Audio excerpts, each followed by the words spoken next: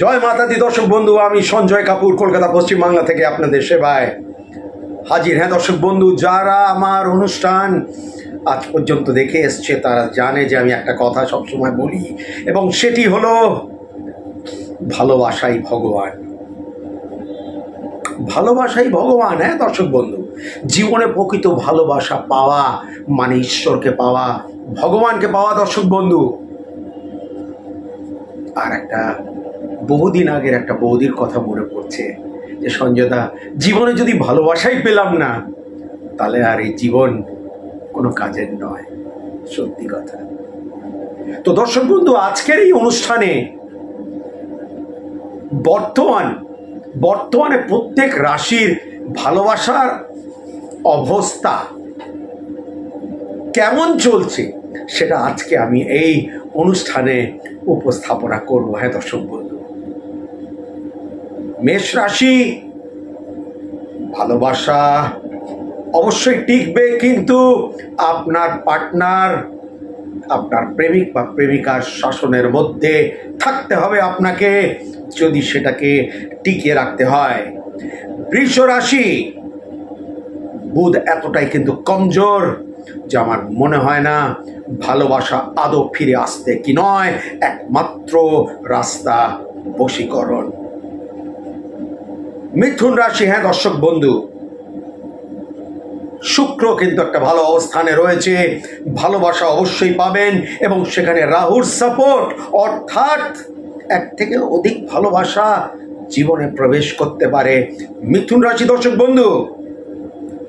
কর্কট রাশি, মঙ্গল কমজোর, শনি দৃষ্টি।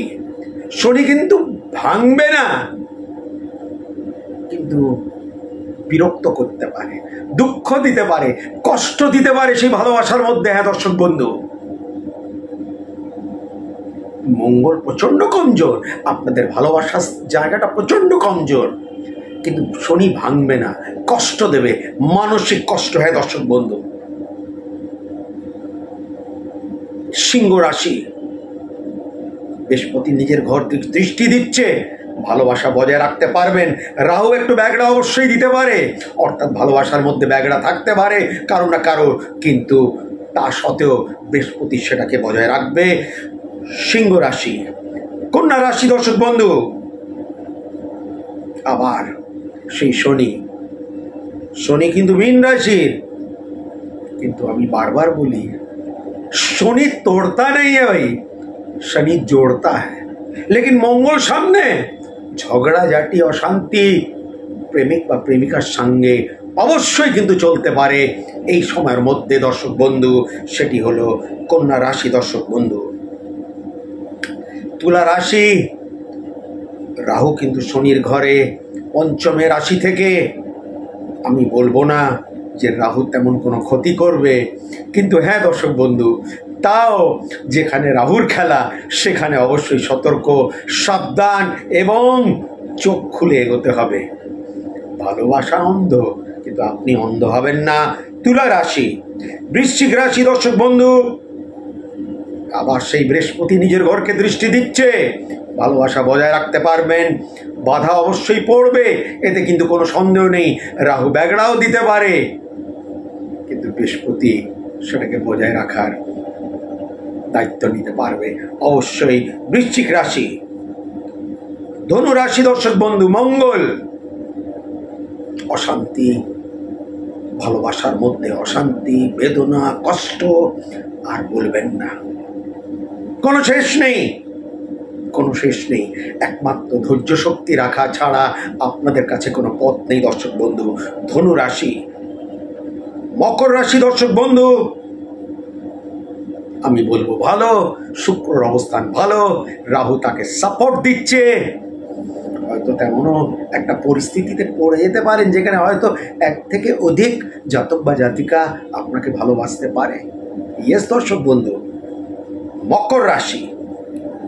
কুম্ভ রাশির জন্য খুবই খারাপ বলবো, ভালোবাসার তেমন কোনো চিহ্ন বা টের আমি কিন্তু খুঁজে পাচ্ছি না দর্শক বন্ধু, একেবারে কমজোর, তছনছ হয়ে রয়েছে। এবং মীন রাশি, মীন রাশির চন্দ্র এই মুহূর্তে সঠিক রাশিতে রয়েছে, ঠিক আছে, কিন্তু শনিযুক্ত এবং সামনাসামনি মঙ্গল, কাজে একটা অশান্তির মধ্যেই এই সম্পর্কটা হয়তো টিকে থাকতে পারে। দর্শক বন্ধু, এই 12টা রাশির ব্যাপারটা আপনাদের সামনে উল্লেখ করলাম। ভালোবাসা যদি কারোর সঙ্গে থাকে, তার সঙ্গে যদি সম্পর্ক থাকে এবং সেটা যদি তছনছ হয়ে গিয়ে থাকে, সে আপনার প্রেমিক হতে পারে, প্রেমিকা হতে পারে, স্ত্রী হতে পারে, স্বামী হতে পারে। যদি সমস্যা যদি রয়েছে তাহলে তার সমাধান অবশ্যই স্ক্রিনের ওপরে ফোন নাম্বার রয়েছে, পারলে যোগাযোগ করবেন। ভালো থাকবেন, সুখে থাকবেন।